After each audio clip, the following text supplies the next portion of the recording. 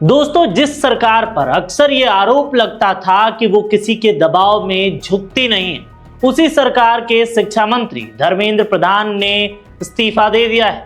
लेकिन सवाल ये है कि क्या ये सिर्फ एक मंत्री का इस्तीफा था या इसके पीछे ऐसी मजबूरियां थी जिन्होंने पूरी सरकार को बैकफुट पर ला दिया। आइए 5 वजहों से समझते हैं कि आखिर धर्मेंद्र प्रधान ने इस्तीफा क्यों दिया और अगर ये इस्तीफा नहीं होता तो आगे क्या हो सकता है। चलिए शुरू से शुरू करते हैं।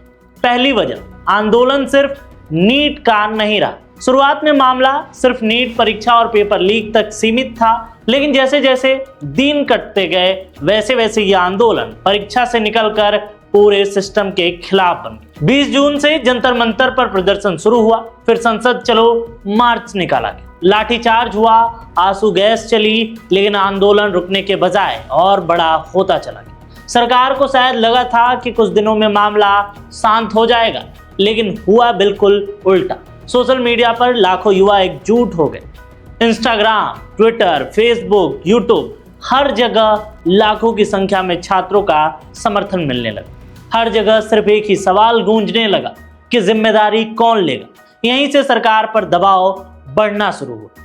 आइए दूसरी वजह समझते हैं। सरकार का सबसे मजबूत हथियार कमजोर पड़ने लगा। बीजेपी की सबसे बड़ी ताकत हमेशा ये मानी जाती थी कि नैरेटिव कंट्रोल, यानी कौन सा मुद्दा कितना बड़ा बनेगा ये तय करने की ताकत। लेकिन इस बार कहानी उल्टी पड़ गई। जो आंदोलन शुरू में कुछ लोगों का विरोध लग रहा था, वो देखते ही देखते जेन जी का सबसे बड़ा आंदोलन बन गया। वीडियो वायरल होने लगे, लाखों लोग जुड़ने लगे और सरकार पहली बार सोशल मीडिया के स्पीड के सामने पीछे पड़ती दिखी। सरकार जिस नैरेटिव को कंट्रोल करना जानती थी, उसी में वो पीछे रह गई। वही नैरेटिव उसके खिलाफ बढ़ता दिखाई देने लगा। इस इस्तीफे की तीसरी बड़ी वजह समझते हैं। सरकार की वो इमेज कि हम कभी नहीं झुकेंगे, इस इमेज पर बड़ा ठेस पहुंचा। पिछले कई सालों में चाहे वो किसान आंदोलन हो, सीए का विरोध हो, कोविड को लेकर सवाल उठे हों, लेकिन सरकार अपने फैसले पर अडिग और डटी रही और यही उसकी सबसे बड़ी पहचान बन गई थी। लेकिन इस बार हालात अलग थे। 36 दिनों तक लगातार आंदोलन चलता रहा, हर दिन दबाव बढ़ता गया और आखिरकार शिक्षा मंत्री को इस्तीफा देना पड़ा। यानी पहली बार ऐसा लगा कि लगातार बने दबाव का असर सरकार के फैसले पर पड़ा और यही वजह है कि इस इस्तीफे की चर्चा पूरे देश में हो रही। चौथी बड़ी वजह, राजनीतिक दबाव लगातार बढ़ना। सिर्फ छात्र ही नहीं, विपक्ष भी लगातार इस मुद्दे को उठा रहा।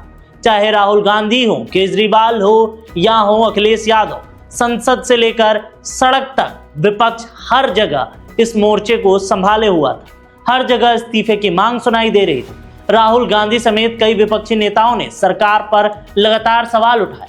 दूसरी तरफ जंतर मंतर पर आंदोलन लगातार जारी रहा। यानी सरकार के सामने दोहरी चुनौती थी, बाहर जनता का दबाव, अंदर विपक्ष का बढ़ता राजनीतिक बहस का दबाव।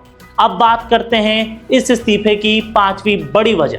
पांचवी और सबसे बड़ी वजह थी कि जब आंदोलन लंबा खिंचने लगा, तब सरकार और आंदोलन के प्रतिनिधियों के बीच बातचीत हुई। बताया गया कि इस्तीफे की मांग पर कोई समझौता नहीं होगा। इसके बाद आज यानी 25 जुलाई 2026 को धर्मेंद्र प्रधान ने सोशल मीडिया प्लेटफॉर्म एक्स पर अपना इस्तीफा साझा किया।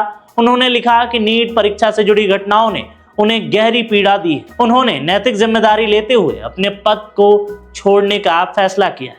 यानी लगातार बढ़ते दबाव, राजनीतिक माहौल और हजारों लाखों छात्रों के गुस्से के बीच आखिरकार सरकार के मंत्री का इस्तीफा आ गया।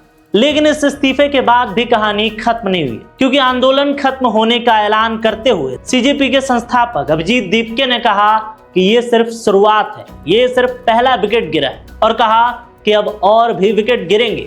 मुआवजे का मुद्दा है, एफआईआर वापस लेने की मांग है और पुलिस कार्रवाई पर सवाल है।